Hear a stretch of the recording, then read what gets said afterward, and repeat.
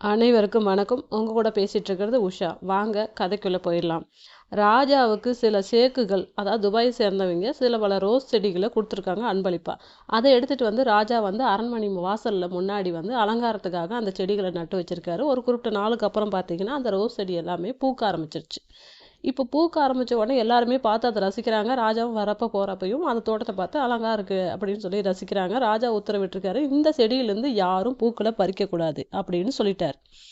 இதை பார்த்துக்கிட்டு இருந்த ஒரு சின்ன பையன் என்ன செய்யறான்னு பார்த்தீங்கன்னா, அவங்க அம்மா வச்சா நல்லா இருக்குமே, இந்த ரோஸ் எல்லாம் கலர் கலராக இருக்கு, அம்மாவுக்கு ரோஸ் பிடிக்கும், அப்போ இதுலேருந்து சில பூவெல்லாம் பறிச்சுட்டு போய் நம்ம அம்மாவுக்கு கொடுக்கலாம் அப்படின்னு அந்த சின்ன பையன் ஆசைப்பட்டு சில ரோஸ்கள் எல்லாம் பறிச்சிட்டான். இதை பறிச்சதை பார்த்த சிப்பாய்கள், அந்த இருக்கிற காவலாளிகள் எல்லாம் இந்த பையனை வந்து கைது பண்ணிட்டாங்க. கைது பண்ணி கூட்டிக்கிட்டு போகிறாங்க. அந்த பையன் எவ்வளவோ சொல்லி பார்க்குறான், இல்லை நான் கொஞ்சம் தான் பறிச்சேன், எங்கள் அம்மாவுக்கு என்ன சொன்னாலும் அவங்க கேட்கல, ராஜா கிட்ட கூட்டிகிட்டு போய் உன்னை விடணும் அப்படின்னு போகிறாங்க. கொஞ்ச தூரத்துலேயே அவங்க அப்பா வந்துட்டார். அந்த பையனோட அப்பா வந்து, எதுக்காக என் பையனை பிடிச்சிட்டு போகிறீங்க, என்ன காரணம் அப்படின்னு கேட்கும்போது, இந்த மாதிரி தோட்டத்தில் இருக்கிற பூவெல்லாம் உங்கள் பையன் பறிச்சிட்டான், நாங்கள் ராஜா கிட்ட கூட்டிகிட்டு போய் நிறுத்துவோம் அப்படின்னு அந்த சிப்பாய்கள் சொல்லிட்டாங்க. அவங்க அப்பா என்ன போராடினாலும் வேலைக்கு ஆகலை. அப்போ கொஞ்சம் நேரம் கழித்து அவங்க அப்பாவுக்கு ஒரு ஐடியா கிடைக்குது. என்ன செய்கிறாருன்னு பார்த்தீங்கன்னா, அவர் போட்டிருக்கிற சட்டையை கழட்டி, என்னோட பையன் வந்து வெயில் தாங்க மாட்டான், அதனால் நான் துணியை முக்காடு போட்டு விட்றேன், அதுக்கப்புறம் நீங்கள் கூட்டிகிட்டு போங்க அப்படின்னு சொல்லி சொல்கிறாரு. அதே போல் அவர் போட்டிருந்த சட்டையை கழட்டி அந்த பையனுக்கு வந்து முகம் தெரியாத அளவுக்கு முக்காடை போட்டு கையும் மறையிற அளவுக்கு போட்டு விட்டாரு. கொஞ்ச நேரத்துக்கு அப்புறம் அந்த பையன் யோசிக்கிறான், எதுக்காக நம்ம அப்பா வந்து காரணமே இல்லாமல் சட்டையை கழட்டி நம்ம தலையில் போட்டிருக்காரு, என்னவா இருக்கும் அப்படின்னு யோசிச்சுட்டு புத்திசாலித்தனமாக யோசிக்கிறான்.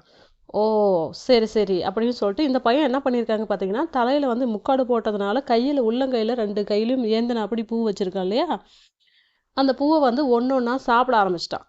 இப்போ இவன் தலையில் முக்காடு இருக்கிறதுனால சைடில் வர சிப்பாய்களுக்கு வந்து இவன் பூவை சாப்பிட்டுட்டு இருக்கிற விஷயம் தெரியவே இல்லை. அது ஏன்னா முக்காடு இருக்குது, மறைஞ்சிருச்சு. இதே போல் சிப்பாய்களும் இந்த பையனும் அரண்மனைக்கு உள்ளே போய் சபையில் நிற்கும் போது இந்த பையன் எல்லா பூவும் சாப்பிட்டு முடிச்சிட்டான்.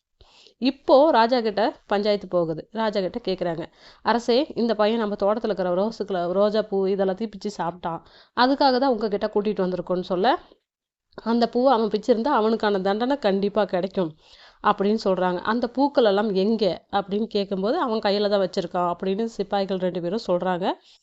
சரி அப்படின்னு சொல்லி தலையில் இருக்கிற துணி எடுத்து பார்த்தாக்கா இவன் கை வெறும் கையாக இருக்குது, ஒரு பூ கூட இல்லை. ஏன்னா இவன் பிறகு சாப்பிட்டான். இந்த பையன் மேலே வீணாக நீங்கள் பழி போட்டீங்க, இந்த மாதிரி நீங்கள் செய்யக்கூடாதுன்னு சொல்லி அந்த சிப்பாய்களுக்கு வந்து சில அட்வைஸ் பண்ணி பிரச்சனை இதோட முடிஞ்சுது.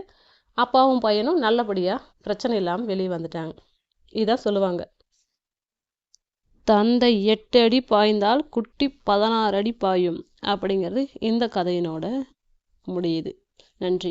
இதே போல மீண்டும் நாளை ஒரு கதையுடன் உங்களை சந்திக்கிறேன். அதுவரை உங்களிடமிருந்து விடைபெறுவது உங்கள் உஷா. நன்றி, வணக்கம்.